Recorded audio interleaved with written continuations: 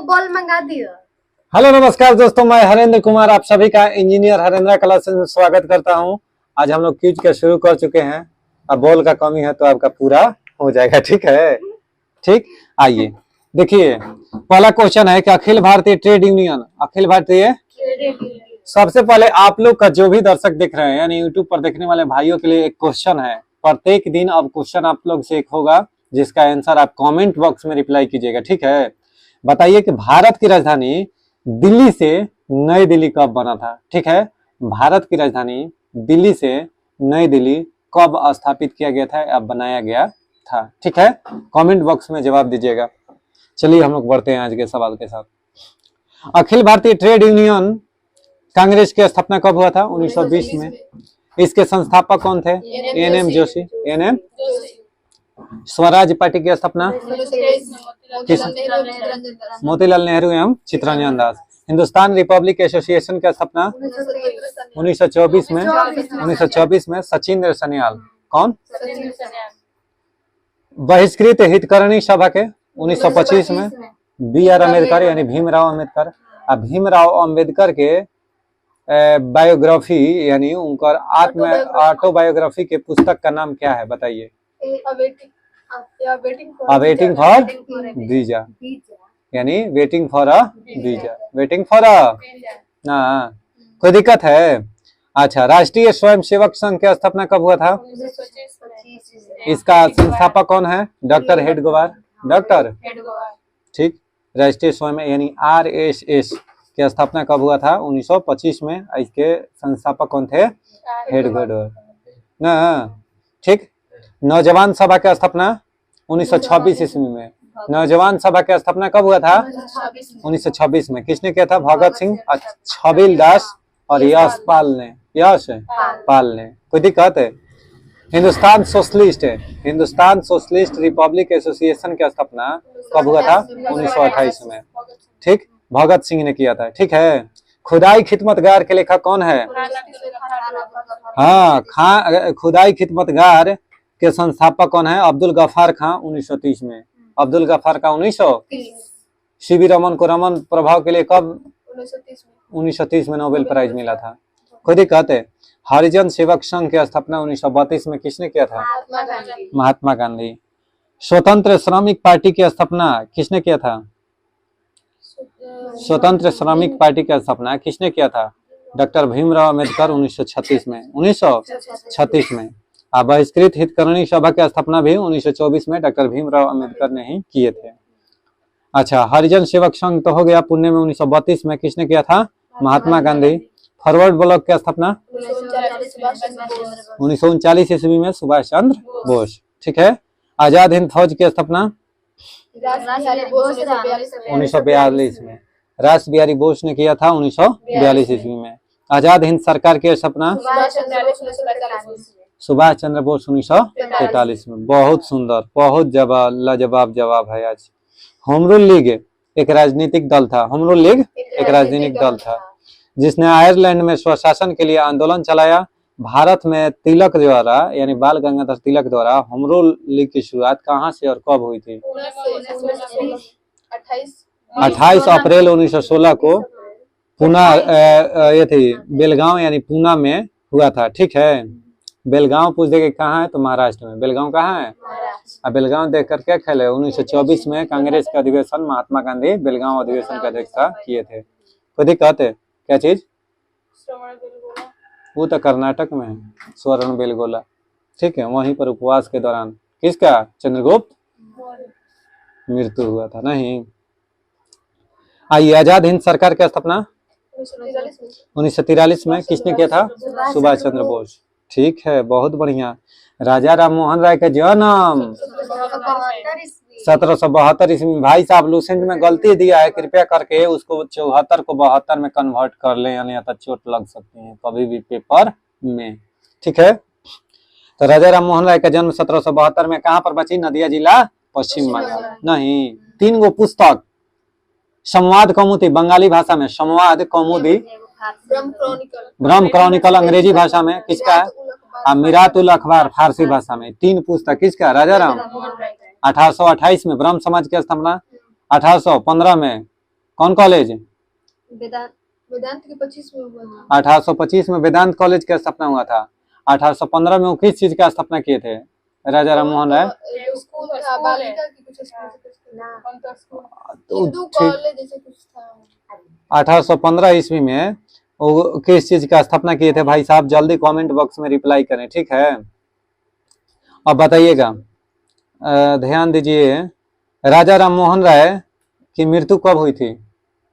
1833 में। 1833 में। 1828 में स्थापना किए, 1825 में, ठीक है। 1833 ईस्वी में राजा राम मोहन राय की मृत्यु 1833 ईस्वी में, ठीक है। उन्होंने जीवन अरबी, फारसी, अंग्रेजी, ग्रीक, हिब्रू आदि भाषाओं का अध्ययन किया था। अरे बाप रे, इतना भाषा के अध्ययन किए थे, ठीक है। राजा राम मोहन राय की मृत्यु के पश्चात ब्रह्म समाज धीरे धीरे कई शाखाओं में विभक्त हो गया। ब्रह्म समाज कई शाखाओं में विभक्त हो गया, ठीक है। महर्षि देवेंद्रनाथ टैगोर ने आदि ब्रह्म समाज की स्थापना की। अरे पूछेगा कि ब्रह्म समाज की स्थापना राजा राम मोहन राय, लेकिन पूछेगा कि आदि ब्रह्म समाज की स्थापना किसने किया था? तो महर्षि देवेंद्रनाथ टैगोर, महर्षि देवेंद्रनाथ टैगोर, ठीक है। अच्छा जी, स्थापित किया था। वह उनके पश्चात साधारणतया ब्रह्म समाज की स्थापना हुई थी। किसके द्वारा? ब्रह्म समाज का स्थापना किसके द्वारा हुआ था? तो भारतीय ब्रह्म समाज स्थापित किया गया था। किसके द्वारा? देवेंद्रनाथ टैगोर के द्वारा। राजा राम मोहन राय के नेतृत्व में ब्रह्म समाज ने श्री केशव चंद्र सेन ने भारतीय ब्रह्म समाज का स्थापना किए थे।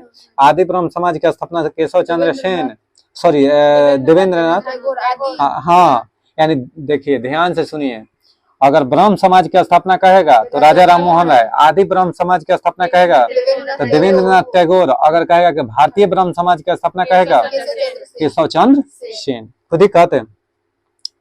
अच्छा जी, ने भारतीय ब्रह्म समाज स्थापित किया था। वह उनके पश्चात साधारणतया ब्रह्म समाज की स्थापना हुई। राजा राम मोहन राय के नेतृत्व में ब्रह्म समाज ने अंग्रेजी भाषा और पश्चिमी शिक्षा का समर्थन किया। जो राजा राम मोहन राय के नेतृत्व में ब्रह्म समाज था ना, वह अंग्रेजी भाषा और पश्चिमी राज्य का समर्थन किया, खुद ही कहते हैं। 1817 ईस्वी में हिंदू कॉलेज की स्थापना कलकत्ता में की गई। 1817 में हिंदू कॉलेज की स्थापना कहाँ हुई थी? कलकत्ता में। 1822 में इन्होंने एंग्लो हिंदू स्कूल स्थापित किया था। कौन है? राजा राम मोहन राय ने, 1822 में। 1825 में इनके नेतृत्व में वेदांत कॉलेज की स्थापना 1825 में, ठीक है। 1815, ठीक है। देखिए अब आगे हम लोग बढ़ते हैं। जवान बंगाल आंदोलन का नेतृत्व किसने किया था? तो हेनरी विलियम डेरोजियो ने का नेतृत्व एक एंग्लो इंडियन यानी हेनरी विलियम डेरोजियो ने किया था। यानी कह दे कि जवान बंगाल आंदोलन का नेतृत्व किसने किया था?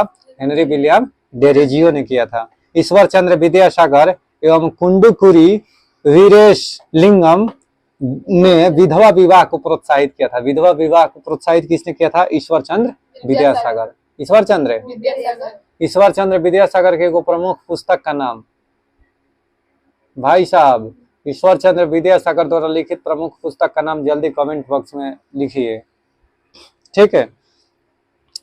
दयानंद का बचपन का नाम क्या था? मूल शंकर। दयानंद के बचपन का नाम दयानंद सरस्वती का मूल शंकर। नरेंद्र नाथ दत्त किसका? स्वामी विवेकानंद। यानी स्वामी विवेकानंद के बचपन का नाम क्या था? नरेंद्र नाथ दत्त, खुद ही कहते। आइए, इनका जन्म गुजरात के, यानी दयानंद सरस्वती का जन्म गुजरात के टंकारा नामक छोटे से नगर में हुआ था। इन्होंने मथुरा के स्वामी बिरजानंद को अपना गुरु बनाया था। बिरजानंद को अपना गुरु बनाया था, ठीक है। 1874 ईस्वी में दयानंद ने सत्यार्थ प्रकाश की रचना की। 1874 ईस्वी में कौन? तो सत्यार्थ प्रकाश की रचना किसने किया था? तो दयानंद सरस्वती ने, ठीक है। अब देखो, जो मूलतः हिंदी भाषा में लिखी गई थी, यानी जो दयानंद सरस्वती जो जी द्वारा लिखी गई पुस्तक थी, कौन? सत्यार्थ प्रकाश, वो किस भाषा में लिखी गई थी? हिंदी भाषा में बची, ठीक है। संसार के लिए स्वामी रामकृष्ण की सबसे बड़ी देन अध्यात्मवाद है। अध्यात्मवाद है। अच्छा, स्वामी रामकृष्ण के शिष्य विवेकानंद थे। अब पूछ दे कि विवेकानंद किसका शिष्य थे? तो स्वामी रामकृष्ण। रामकृष्ण मिशन की स्थापना स्वामी विवेकानंद कब किए थे? रामकृष्ण मिशन के 1897 में, 1897 कौन चीज के? 1887 में किए थे। बेलूर मठ, बेलूर मठ की स्थापना 1887 में किसने? स्वामी ना, खुद ही कहते। आइए तो देखो, स्वामी विवेकानंद के भाषणों का संकलन है lectures from Colombo to Almora नामक पुस्तक में है। यानी अगर पूछ दे कि स्वामी विवेकानंद के भाषणों का संकलन किस में मिलता है बाबू, तो फ्रॉम कोलंबो टू अल्मोड़ा नामक पुस्तक में, यानी lectures from Colombo to Almora नामक पुस्तक में मिलता है। कन्याकुमारी का रॉक मेमोरियल स्वामी विवेकानंद को समर्पित है। यानी कन्याकुमारी कहें तो तमिलनाडु, कन्याकुमारी कहें तो तमिलनाडु। भारत के सबसे दक्षिणी बिंदु छोर कौन है? कन्याकुमारी। कभी कहते कन्याकुमारी, ठीक है। वहां पर रॉक मेमोरियल है जो किसको संबंधित करता है, समर्पित करता है? स्वामी विवेकानंद को। महादेव गोविंद रनाडे ने 1887 में राष्ट्रीय समाज सुधारक समिति की स्थापना की। 1887 से 1895 ईस्वी तक राष्ट्रीय समाज सुधारक समिति का अधिवेशन कांग्रेस अधिवेशन के तुरंत बाद उसी पंडाल में होता था। ठीक, देखो कदे के 1861 ईस्वी में आगरा में श्री विदयाल खत्री ने राधा स्वामी सत्संग की स्थापना किया था। अब पूछ दे कि राधा स्वामी सत्संग की स्थापना कब हुआ था, तो 1861 ईस्वी में आगरा में श्री शिवदयाल खत्री ने किया था। ठीक है। अब कह कि शिव नारायण अग्निहोत्री ने 2 फरवरी 1887 को लाहौर में देव समाज की स्थापना किया था। अब पूछ देगा कि लाहौर में देव समाज की स्थापना किसने किया था, तो शिव नारायण अग्निहोत्री। कब? 1887 में। पंजाब के मिर्जा गुलाम अहमद ने अहमदिया आंदोलन की शुरुआत किया था। मिर्जा गुलाम अहमद ने अहमदिया आंदोलन का शुरुआत किया था। मुसलमानों को अंग्रेजी शिक्षा और आधुनिकीकरण की ओर ले जाने का श्रेय सर सैयद अहमद खां को जाता है। सर सैयद अहमद खां, इसने ही क्या किए थे कि 1877 ईस्वी में अलीगढ़ में एंग्लो इंडियन ओरिएंटल कॉलेज की स्थापना किए थे। ठीक है, जो बाद में अलीगढ़ मुस्लिम यूनिवर्सिटी कहलाया ना। इस कॉलेज के प्रथम प्रिंसिपल थियोडोर बैक थे।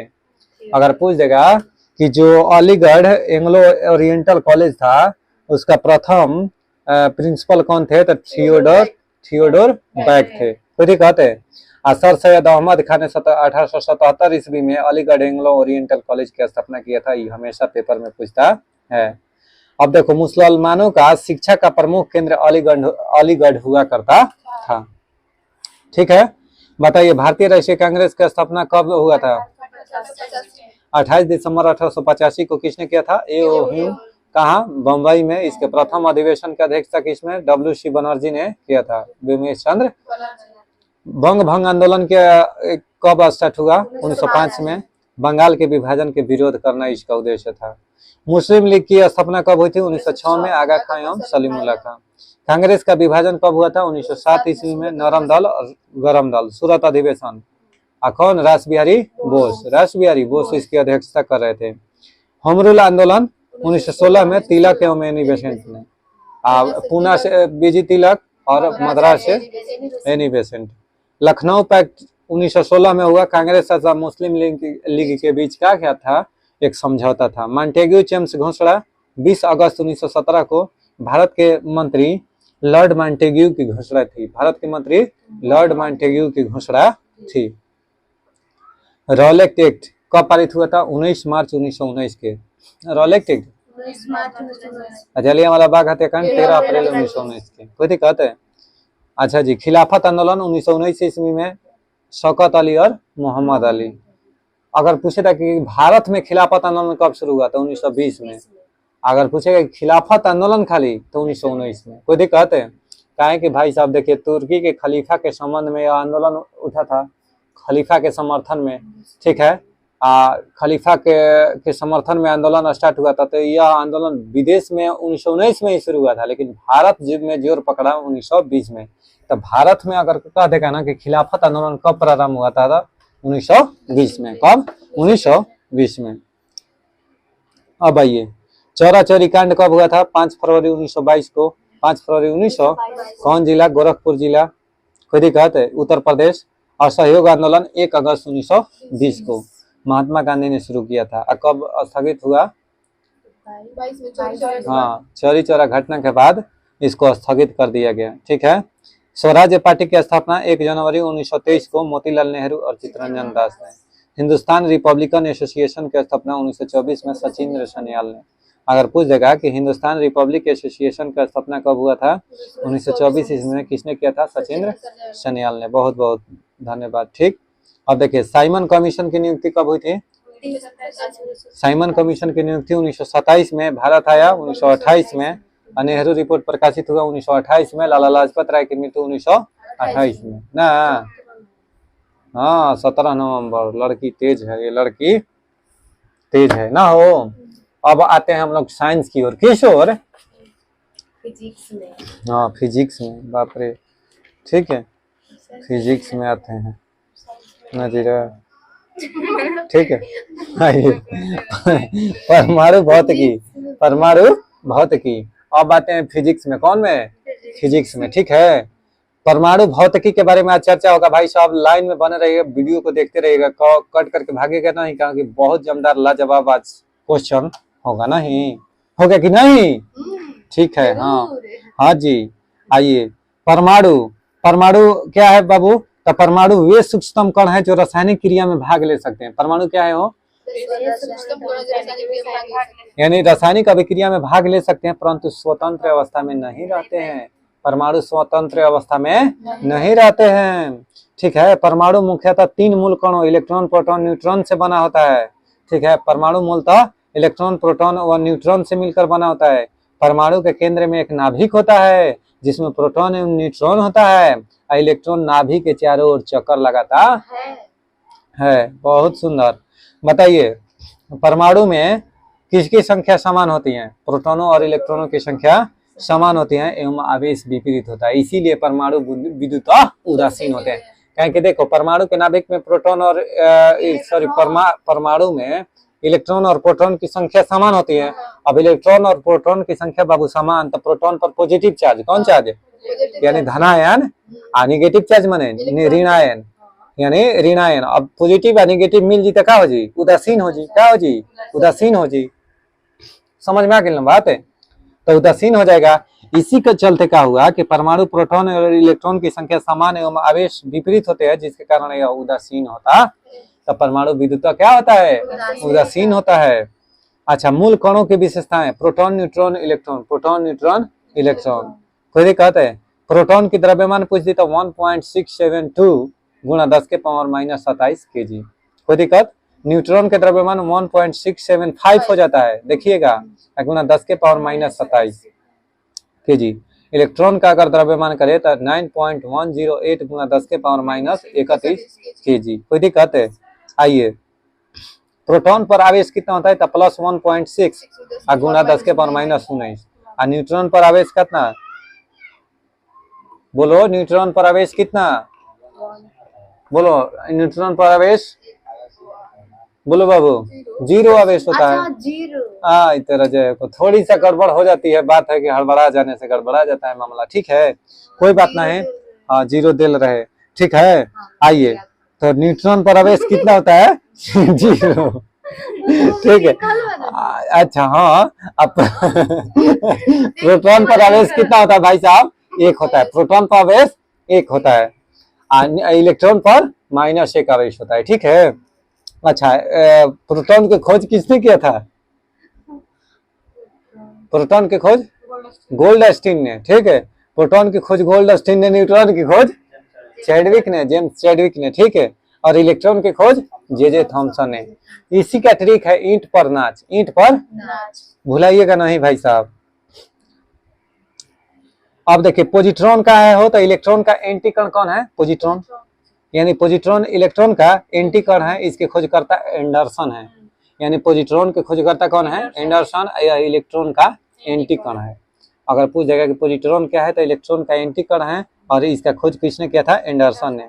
न्यूट्रॉनों के खोज न्यूट्रिनो के खोज अगर कह देगा तो पॉली ने किया था। कौन किया था? पॉली ने। अब पाई मेसन के खोज युकावा। पाई मेसन के।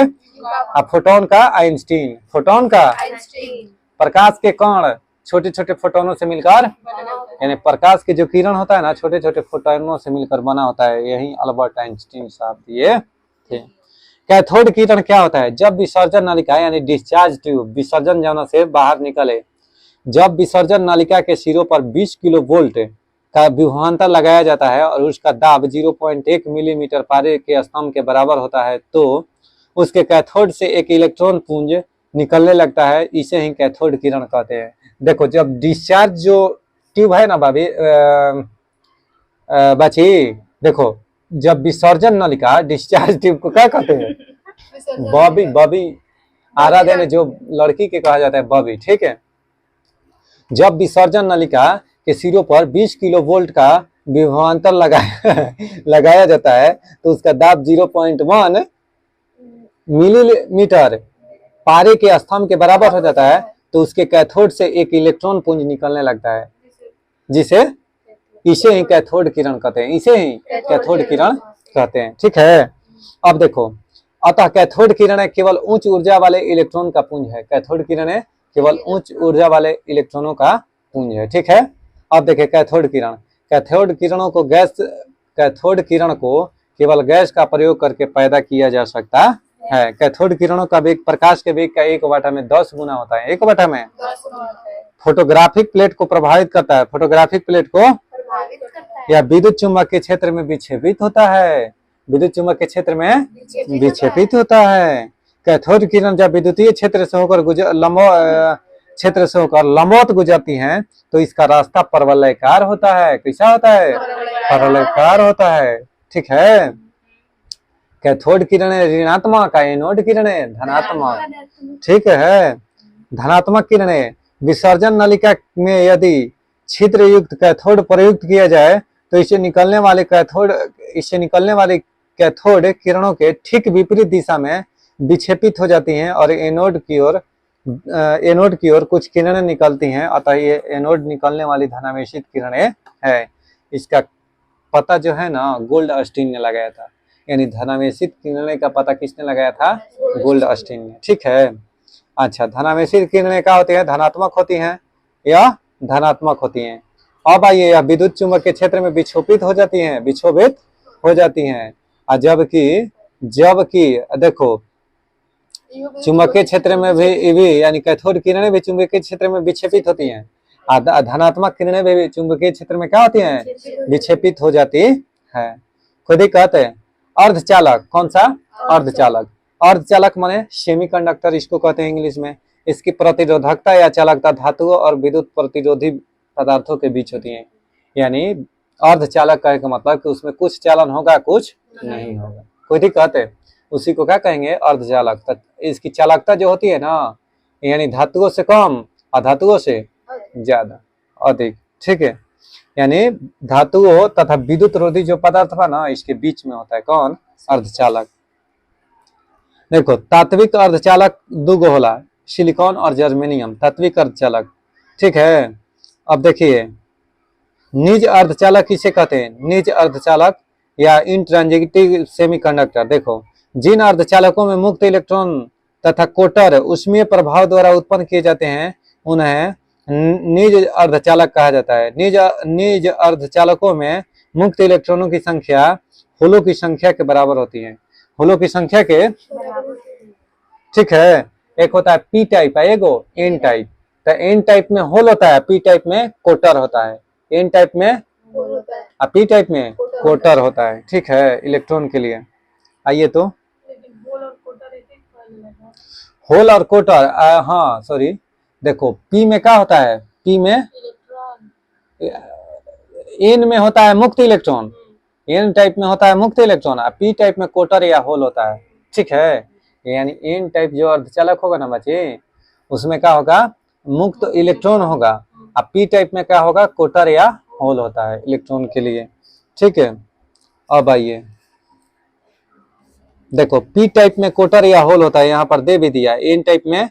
अब एन टाइप और पी टाइप, देखो मेनली जो है ना, दो प्रकार के अर्धचालक होता है, एगो एन प्रकार के अर्धचालक, एक पी टाइप के अर्धचालक। एन प्रकार के अर्धचालक सुनना, ऐसे बाह्य अर्धचालक जिसमें विद्युत का प्रवाह मुक्त इलेक्ट्रॉनों की संख्या बढ़ जाने के कारण होता है। यानी इसमें मुक्त इलेक्ट्रॉनों की संख्या बढ़ जाने के कारण एन टाइप अर्धचालक का निर्माण होता है, ठीक है। एन टाइप अर्धचालक कहलाते हैं जब शुद्ध अर्धचालक में पंच संयोजी, अब देखिए एन टाइप का होता है पंच संयोजी, और जबकि पी टाइप त्रिसंयोजी होता है। याद रखना, क्वेश्चन में पूछा है एन टाइप पंच संयोजी, और पी टाइप त्रिसंयोजी। ठीक है, आइए, तो इस प्रकार अर्धचालक प्राप्त होते हैं। पंच संयोजक अपमिश्रक विद्युत चालन के लिए एक अतिरिक्त इलेक्ट्रॉन प्रदान करता है। देखिए ध्यान से, इलेक्ट्रॉन बहुसंख्यक आवेशवाहक तथा होल अल्पांश आवेशवाहक बन जाते हैं। इसमें क्या होता है ना कि इलेक्ट्रॉन बहुसंख्यक होते हैं, यानी जो मुक्त इलेक्ट्रॉन होता है ना वो बहुसंख्यक होता है, होल जो होता है ना अल्पांश, बहुत छोटी सी मात्रा होती है, इसीलिए इसमें होल की काउंट नहीं की जाती है। जबकि पी टाइप के अर्धचालक में आइए, कह रहा है ना कि जिन अर्धचालकों में विद्युत का प्रवाह कोटर और होल की गति के कारण होती है, यानी कोटर यानी होल के गति के कारण होती है, उन्हें पी प्रकार के अर्धचालक कहते हैं। शुद्ध अर्धचालकों में त्रिसंयोजी अपद्रव्य मिलाने से ऐसे अर्धचालक प्राप्त होते हैं। यानी शुद्ध अर्धचालक में अगर त्रिसंयोजी अपद्रव्य मिलाएंगे ना तो क्या मिलेगा, पी टाइप यानी पी प्रकार के अर्धचालक प्राप्त होगा। ठीक है, ऐसे अर्धचालक के लिए होल यानी बहुसंख्यक वाहक तथा इलेक्ट्रॉन अल्पसंख्यक वाहक हैं। अतः पी प्रकार के अर्धचालकों के लिए NH ग्रेटर देन Ne, यानी जो कोटर होता है ना होल, वह मुक्त इलेक्ट्रॉन की अपेक्षा बहुत अधिक होता है, बड़ा होता है। ठीक, ताप बढ़ाने पर अर्धचालक की चालकता बढ़ती है परंतु चालक की चालकता, ठीक है, इसीलिए क्या होता है कि अधिकतम तार जो है ना भाई साहब, यूट्यूब वाले ध्यान दीजिएगा, इसीलिए क्या होता है कि गर्मियों के दिनों में तार टूटने की संभावना अधिक रहती है, इसलिए लाइन को अधिक मात्रा में गर्मी के दिन में काटा जाता है, डे में, दिन के समय में, ताकि कहीं पर आग जलन ना हो जाए। जैसे चैत के टाइम में, गांव देहात के भाषा में, चैत में जब गेहूं कटता है ना तो उस समय देखिएगा दिन में लाइन काट दिया जाता है, क्योंकि जानते हैं इसके पीछे वजह क्या है कि ताप बढ़ता है तो उसकी चालकता, वायर का जो है ना चालकता क्या होता है, घट जाता है, प्रतिरोध बढ़ जाता है, चालकता घट जाता है, प्रतिरोध है। अब प्रतिरोध जब बढ़ेगा भाई साहब तो उसमें दरार यानी करकराहट, जहां भी तार वीक होगा ना तो वहां से वो टूट जाएगा। ठीक है, या स्पार्किंग के ज्यादा संभावना रहता है, यानी शॉर्ट सर्किट का संभावना भी ज्यादा रहता है गर्मियों के दिनों में। कोई दिक्कत है? तो ये सब उसी के वजह से होता है। किसके वजह से? तो अर्धचालक की चालकता का चालक की चालकता कम हो जाती है और प्रतिरोध बढ़ जाता है। कोई दिक्कत है? देखो तो आओ तो बाबू, अपद्रव्य किसे कहते हैं? अर्धचालकों में मिलाई गई अशुद्धियों को अपद्रव्य कहते हैं। यानी जब अर्धचालक में अशुद्धि मिलाएंगे ना तो उसको क्या कहेंगे? अपद्रव्य कहेंगे। कोई दिक्कत है? आइए, कह रहा है कि पीएन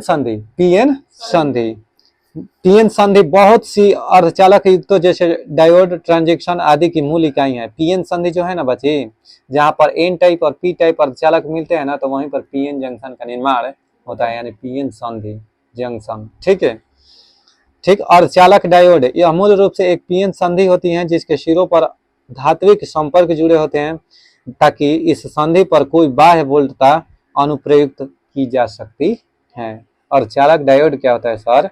तो यह मूल रूप से एक पीएन संधि होती है। कौन होती है? पीएन संधि होती है जिसके सिरों पर धात्विक संपर्क जुड़े होते हैं, जिसके सिरों पर धात्विक संपर्क जुड़े होते हैं ताकि इस संधि पर कोई बाह्य वोल्टता अनुप्रयुक्त की जा सके। ठीक है, आइए, पीएन संधि डायोड तो हो गया, यहीं तक मिला था ना? ठीक है, यहाँ तक मिला था। बहुत बहुत है आज। ठीक, आइए, डायोड भाल्व क्या होता है? डायोड भाल्व क्या होता है? वैज्ञानिक फ्लेमिंग द्वारा सन 1904 ईस्वी में निर्मित यह एक ऐसी निर्मित नलिका है जिसमें केवल दो ही इलेक्ट्रोड तंतु एवं प्लेट होते हैं।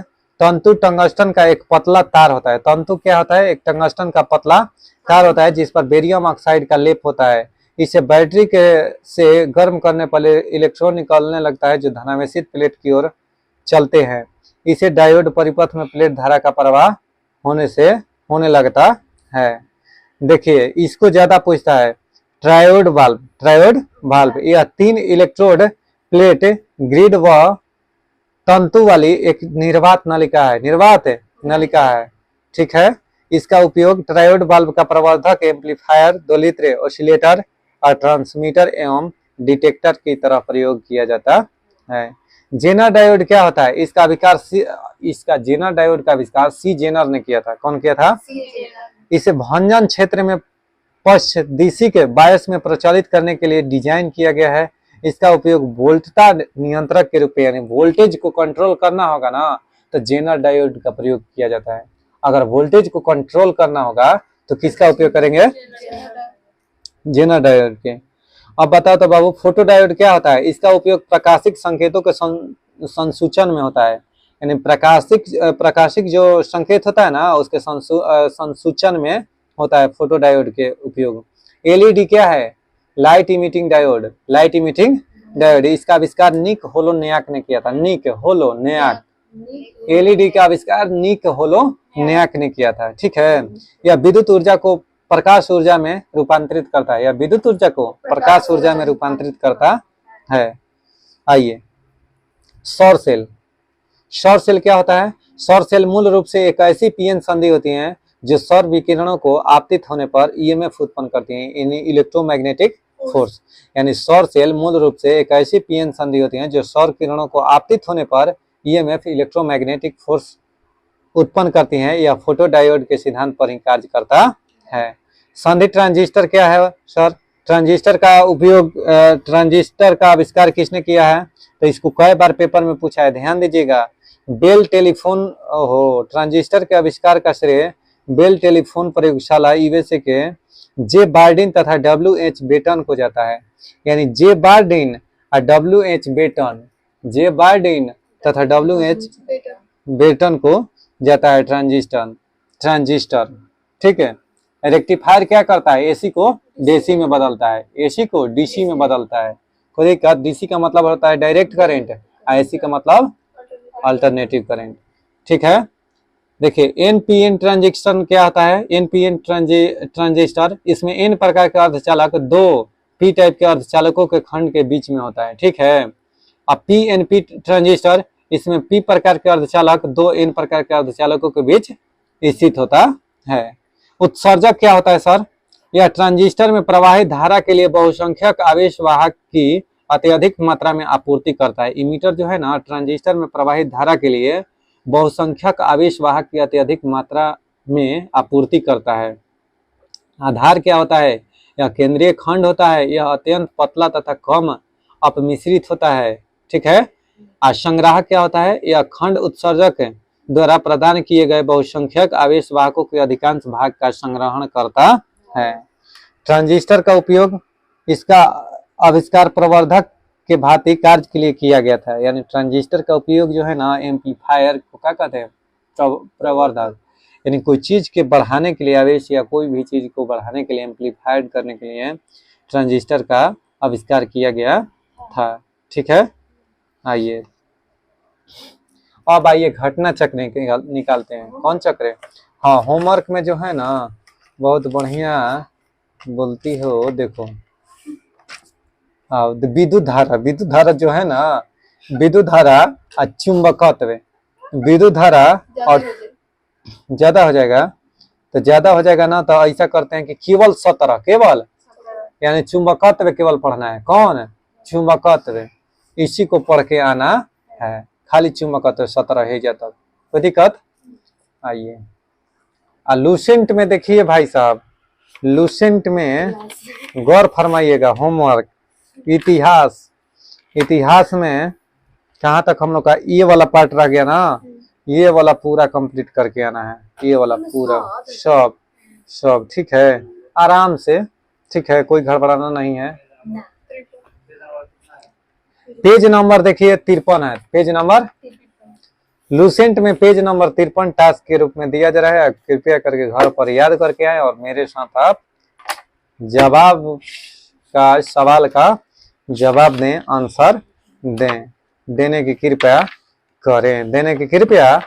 करें, आइए तो कभी हमारा बिहार में, ठीक है।